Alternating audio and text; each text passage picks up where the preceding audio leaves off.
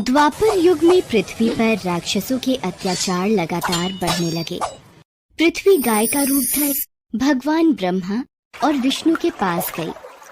हे भगवान, धरती पर राक्षसों के अत्याचार बढ़ते ही जा रहे हैं, कुछ कीजिए प्रभु। हे नारायण, अब आपको पृथ्वी की रक्षा के लिए धरती पर 8वें अवतार के रूप में अवतरित होने का समय आ गया है। ठीक है ब्रह्मदेव, मैं पृथ्वी का उद्धार करने के लिए मानव रूप में जन्म लूंगा। भोजवंशी राजा उग्रसेन मथुरा के राजा थे।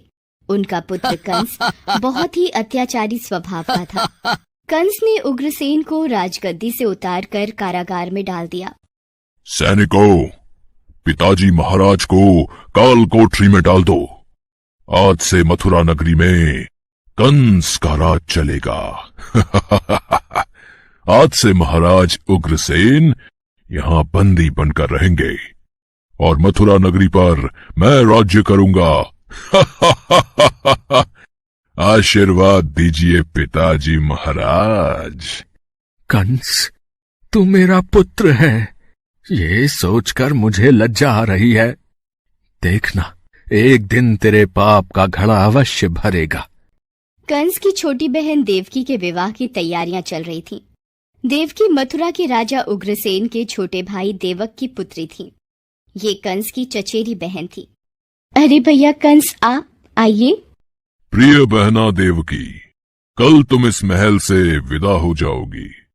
तुम्हारे बिना ये महल सूना हो जाएगा। भैया कंस, आप मुझे बहुत याद आओगे। अगले दिन देवकी का विवाह वसुदेव नामक यदुवंशी सरदार से संपन्न हुआ। महाराज वसुदेव, मैं अपनी बहन देवकी से बहुत स्नेह करता हूँ, इसलिए देवकी बहन को मैं स्वयं अपने रथ पर ससुराल विदा करके आऊंगा। ये तो हमारे लिए बहुत ही सौभाग्य की बात है महाराज कंस। कंस देवकी और वसुदेव को छोड़ने चल पड़ता है।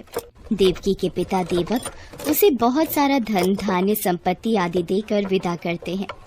कंस देवकी और वसुदेव के साथ वार्तालाप करते हुए अभी आधे रास्ते ही पहुंचा था कि रास्ते में एक आकाशवाणी होने लगी। हे कंस, जिस देवकी को तू बड़े प्रेम से ले जा रहा है, उसी में तेरा काल बसता है। इसी के गर्भ से उत्पन्न 8वां पुत्र तेरा वध करेगा, तेरा वध करेगा। ये आकाशवाणी कैसी? नहीं, ये झूठ है। देवकी की कोख से जन्मा 8वां बालक मेरा वध करेगा? नहीं, ऐसा नहीं हो सकता। यदि ऐसा है तो मैं वसुदेव का ही वध कर देता हूं। हाँ, यही ठीक रहेगा। फिर मुझे कोई डर नहीं। नहीं भैया, इनका वध मत करो। मैं आपके आगे हाथ जोड़ती हूँ। मेरा सुहाग मत उजाड़ो भैया कंस। मैं आपसे वादा करती हूँ, मेरे गर्भ से जो भी संतान पैदा होगी उसे मैं तुम्हें सौंप दूंगी, पर इन्हें मत मारो भैया। ठीक है, मैं वसुदेव का वध नहीं करूंगा, पर तुम दोनों अब मथुरा के महल की काल कोठरी में बंदी बनकर रहोगे। कंस, देवकी तुम्हारी प्रिय बहन है, मुझे काल कोठरी में बंद कर दो, पर देवकी को छोड़ दो। कंस ने वसुदेव और देवकी की एक बात न सुनी और वसुदेव और देवकी को कारागृह में डाल दिया। देवकी वसुदेव दोनों बहुत ही दुखी और हताश हो रहे थे। स्वामी, मेरी वजह से आज आपको कारागृह में रहना पड़ रहा है। मैं ही आपके लिए दुख और विपदा का कारण बनी हूँ। नहीं देवकी, नहीं, ऐसा मत कहो। मैं तुम्हें पत्नी रूप में पाकर बहुत प्रसन्न हूं। हमें एक दिन कंस के पापों से मुक्ति जरूर मिलेगी। पर स्वामी, भैया कंस मेरी कोख से जन्मे सभी बच्चों को मार देंगे। हम क्या करें? देवकी वसुदेव कारागृह में दुख भोग रहे थे। कंस देवकी और वसुदेव को धमकाता रहता था। वसुदेव देवकी के बच्चा पैदा होता और कंस कारागृह में आकर देवकी के हाथ से बच्चे को छीन लेता। ला, ये पुत्र मुझे दे बहना। भैया, मेरे पुत्र को मत मारो भैया। नहीं स्वामी, हमारा पुत्र मैं अपने सामने ही अपने सभी पुत्रों का वध होते कैसे देख पाऊंगी। देवकी बेहोश हो जाती है। हे ईश्वर, कोई रास्ता दिखाओ। कंस के अत्याचारों से हमें कब मुक्ति मिलेगी प्रभु। देवकी, आंखें खोलो। कंस बहुत ही क्रूर और अत्याचारी राजा था, जिससे प्रजा बहुत डरती थी। दुराचारी कंस ने वसुदेव देवकी के 7 बच्चों को जन्म लेते ही मार डाला। अब 8वां बच्चा होने वाला था। देवकी के 8वें पुत्र के जन्म का समय निकट आ रहा है, इसलिए पहरा और भी बढ़ा दिया जाए। जो आज्ञा महाराज कंस। देवकी वसुदेव के कारागृह में बंदी रहने की बात नंद गांव में वसुदेव के मित्र नंद के कानों तक भी पहुंची।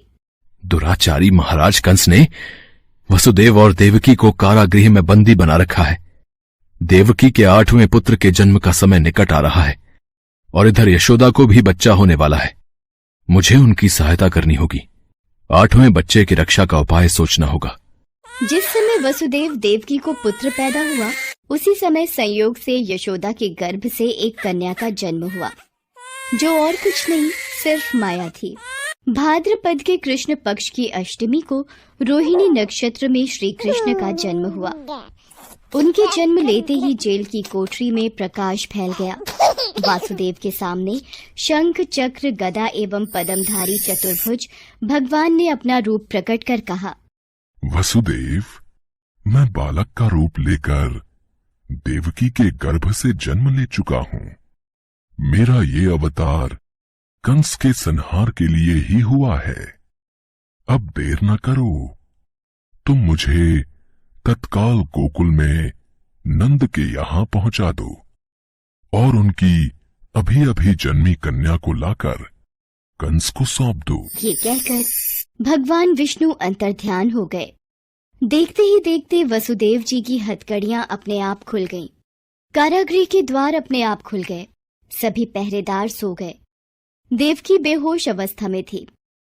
वसुदेव कृष्ण को एक टोकरी में रखकर गोकुल को चल दिए। बारिश और तूफान के बीच नन्हे कृष्ण को उठाए वसुदेव चल रहे थे। यमुना जी का जल स्तर तो बहुत ऊपर हो रहा है। कैसे जाऊं अपने नन्हे बालक को लेकर। हे नारायण, सहायता कीजिए।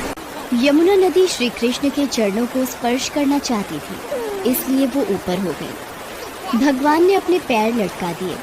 चरण छूने के बाद यमुना घट गई। भगवान श्री कृष्ण की इस लीला को वसुदेव भली भांति देख रहे थे। वो यमुना पार कर गोकुल में नंद के यहाँ गए। मैं इस बालक कृष्ण को तुम्हें सौंप रहा हूं। ये बड़ा होकर मथुरा वासियों को कंस के अत्याचारों से मुक्ति दिलाएगा। लाओ मित्र वसुदेव, यशोदा अभी गहरी नींद में है। मैं इस बालक को यशोदा की बगल में सुला देता हूं। नंद माया रूपी कन्या को वसुदेव के हाथों में दे देते हैं। ये लो मित्र, इससे पहले कि कंस कारागृह में पहुंचे, तुम शीघ्र इस कन्या को लेकर वापस लौट जाओ। तुम धन्य हो मित्र, तुम धन्य हो। वसुदेव वापस कारागृह में लौट आते हैं और उनके लौटते ही कारागृह के द्वार अपने आप बंद हो जाते हैं। वसुदेव जी के हाथों में हथकड़ियां पड़ जाती हैं। हाँ, अरे ये तो बच्चे के रोने की आवाज है। महाराज कंस को सूचना देते हैं। देवकी, हमारे यहाँ 8वें पुत्र ने नहीं, पुत्री ने जन्म लिया है। क्या? अब ये तो पुत्री का जन्म हुआ है। पहरेदार कंस के पास जाते हैं। महाराज की जय हो। देवकी ने पुत्र को नहीं, पुत्री को जन्म दिया है। क्या? ऐसा कैसे हो सकता है? कोई बात नहीं, शायद मेरे प्रकोप से भगवान भी डर गए और पुत्र की जगह पुत्री का जन्म हो गया। ये तो विधि का विधान बदल गया, पर मुझे सावधान रहना होगा। मैं इस कन्या का भी वध कर दूंगा। भैया इसे छोड़ दो, ये तो कन्या है। आपको तो मेरे 8वें पुत्र से कष्ट था। कंस ने देवकी की एक न सुनी और कन्या को देवकी की गोद से छीन लिया। कंस ने जैसे ही कन्या को पत्थर पर पटक कर मारना चाहा, वैसे ही कन्या कंस के हाथों से छूटकर आकाश में उड़ गई और कन्या ने देवी का रूप धारण कर लिया। हे कंस, तुझे मुझे मारकर कोई लाभ नहीं मिलेगा। तुझे मारने वाला तो कब का पैदा हो चुका है और गोकुल पहुंच गया है। ये कहकर देवी अंतर्ध्यान हो गईं। कंस ये दृश्य देखकर गुस्से से छटपटाने लगा और गुस्से में अपने महल में आ गया। कंस ने श्री कृष्ण को मारने के लिए अनेक दैत्य भेजे। श्री कृष्ण ने अपनी अलौकिक माया से सारे दैत्यों को मार डाला। बड़े होने पर कृष्ण ने कंस को मारकर उग्रसेन को राजगद्दी पर बिठाया। उस दिन से श्री कृष्ण के जन्म महोत्सव को सारे देश में बड़े हर्षोल्लास से जन्माष्टमी के रूप में मनाया जाता है। भगवान कृष्ण की नगरी मथुरा में इस त्योहार की विशेष धूम रहती है और इसी के साथ पूरे ब्रज क्षेत्र में जन्माष्टमी का त्योहार धूमधाम से मनाया जाता है।